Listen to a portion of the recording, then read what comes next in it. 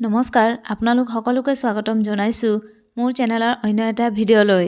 আজিৰ ভিডিঅ'টোত হ'বলগীয়া গ্ৰেড 3 আৰু গ্ৰেড 4 পৰীক্ষাৰ বাবে কেইটামান অতি গুৰুত্বপূৰ্ণ প্ৰশ্ন উত্তৰ লৈ আহিছো। গতিকে বলকচোন ভিডিঅ'টো আৰম্ভ কৰোঁ। প্ৰথম প্ৰশ্নটো হৈছে ভাৰতীয় সংবিধানৰ মৌলিক অধিকাৰসমূহক কোন সময়ত সাময়িকভাৱে বাতিল কৰা হয়? অপশ্যন ক সাধাৰণ নিৰ্বাচনত, অপশ্যন খ সকলো ধৰণৰ জৰুৰীকালীন সময়ত, অপশ্যন গ ৰাষ্ট্ৰীয় জৰুৰীকালীন সময়ত, এন অপশ্যন ঘ ওপৰৰ আটাইকেইটা পৰিস্থিতিতে। উত্তৰটো হৈছে অপশ্যন গ ৰাষ্ট্ৰীয় জৰুৰীকালীন সময়ত সাময়িকভাৱে বাতিল কৰা হয়। 2 নম্বৰ প্ৰশ্নটো হৈছে ভাৰতৰ সংবিধানখন কাৰ দ্বাৰা গ্ৰহণ কৰা হৈছে? অপশ্যন ক সংবিধান সভাত, অপশ্যন খ ব্ৰিটিছ সংসদ, অপশ্যন গ গভৰ্ণৰ জেনেৰেল, এন অপশ্যন ঘ ভাৰতৰ সংসদ। উত্তৰটো হৈছে অপশ্যন ক সংবিধান সভাৰ দ্বাৰা গ্ৰহণ কৰা হৈছে। 3 নম্বৰ প্ৰশ্নটো হৈছে ভাৰতীয় সংবিধানে যুক্তৰাজ্যৰ ধাৰণাটো কোনখন দেশৰ সংবিধানৰ পৰা অনুকৰণ কৰিছে? অপশ্যন ক আমেৰিকা যুক্তৰাষ্ট্ৰৰ, অপশ্যন খ কানাডা, অপশ্যন গ আয়াৰলেণ্ড, এন অপশ্যন ঘ ব্ৰিটিছ যুক্তৰাষ্ট্ৰ। উত্তৰটো হৈছে অপশ্যন খ কানাডা দেশৰ সংবিধানৰ পৰা অনুকৰণ কৰিছে। 4 নম্বৰ প্ৰশ্নটো হৈছে কোনো কাৰখানা বা খনিত নিযুক্তি প্ৰদানৰ অনুমতিযোগ্য ন্যূনতম বয়স কিমান?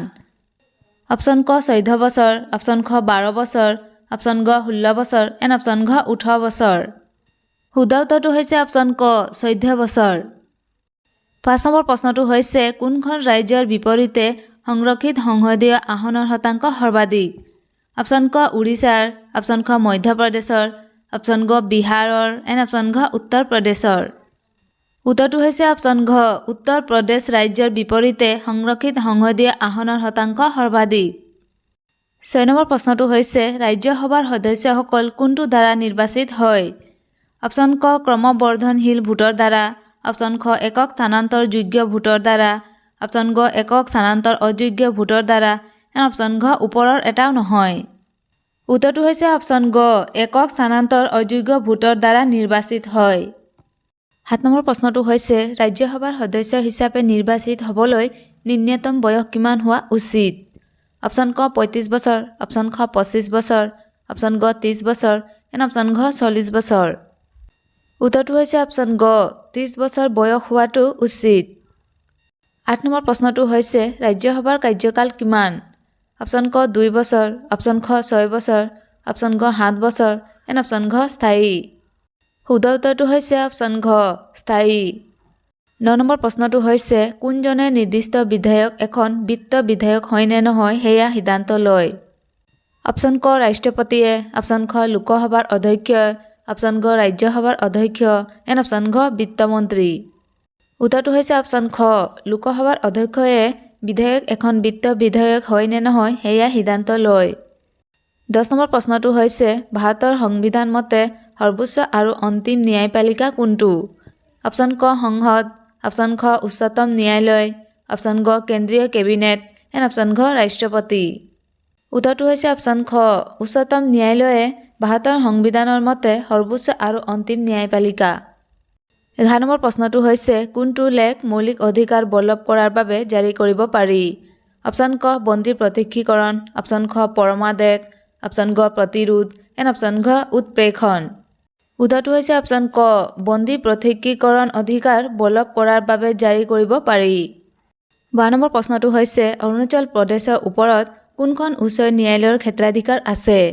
অপশ্যন ক গুৱাহাটীৰ, অপশ্যন খ বোম্বেৰ, অপশ্যন গ কলিকতাৰ, এন অপশ্যন ঘ চণ্ডীগড়।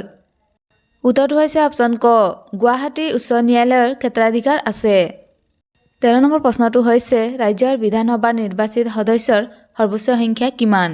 অপশ্যন ক 250 জন, অপশ্যন খ 300 জন, অপশ্যন গ 600 জন, এন অপশ্যন ঘ 500 জন। শুদ্ধ উত্তৰটো হৈছে অপশ্যন ঘ 500 জন। 14 নম্বৰ প্ৰশ্নটো হৈছে সংবিধানৰ অধীনত অৱশিষ্ট ক্ষমতা কিহৰ ওপৰত ন্যস্ত থাকে? অপশ্যন ক ৰাষ্ট্ৰপতিৰ, অপশ্যন খ উচ্চ ন্যায়ালয়ৰ, অপশ্যন গ কেন্দ্ৰীয় চৰকাৰৰ, এন অপশ্যন ঘ ৰাজ্য চৰকাৰৰ। উত্তৰটো হৈছে অপশ্যন গ কেন্দ্ৰীয় চৰকাৰৰ ওপৰত ন্যস্ত থাকে। 15 নম্বৰ প্ৰশ্নটো হৈছে কোনখন ৰাজ্যৰ চৰকাৰী ভাষা ইংৰাজী?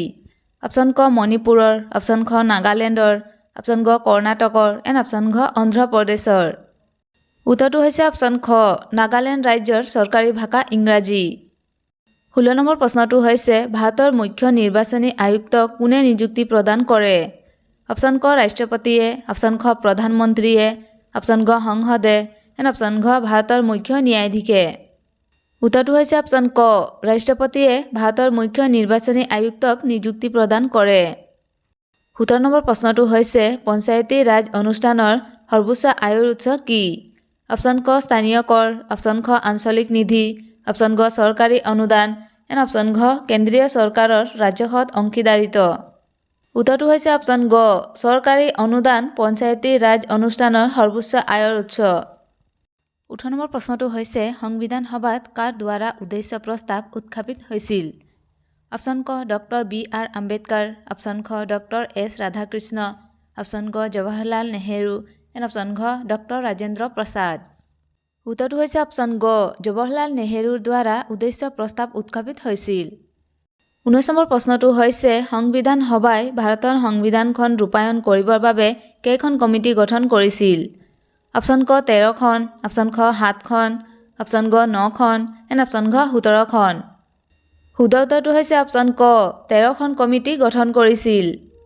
20 নম্বৰ প্ৰশ্নটো হৈছে সংবিধান সভাত ইয়াৰ অধ্যক্ষ সম্বন্ধিতে সৰ্বমুঠ কিমানজন সদস্য আছিল? অপশ্যন ক 7জন, অপশ্যন খ 3জন, অপশ্যন গ 5জন, এণ্ড অপশ্যন ঘ 9জন। শুদ্ধ উত্তৰটো হৈছে অপশ্যন ক 7জন সদস্য আছিল। থেংক ইউ ফৰ ৱাচিং।